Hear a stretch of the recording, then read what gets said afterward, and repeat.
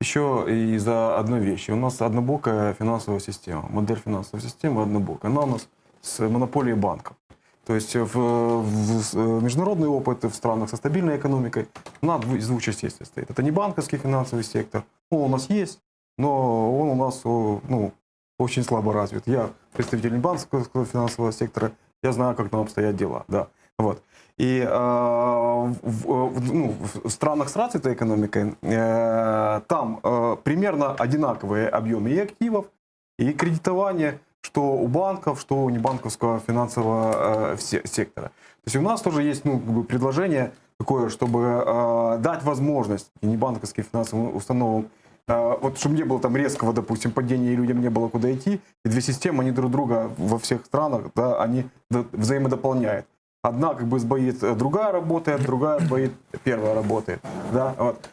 У нас это породило, что у банков монополия. Когда там был кредитный бум, это породило и коррупцию, и необеспеченные кредиты. Как бы это все за этим потянуло. То есть, если бы было бы вот эти вот две системы работали равнозначно, да, то это дало бы возможность, во-первых, людям выбирать. Во-вторых, сейчас бы была бы система, которая бы могла бы, были небанковские финансовые учреждения, финансировали бы бизнесы, потому что бизнесы, безусловно, требуют финансирования. Вот. И, соответственно, как бы, доверие вообще ко всей системе выросло. У нас почти 500 миллиардов гривен у людей в матрасах зашито. Да, это... Нам не надо никаких кредитов МВФ, да.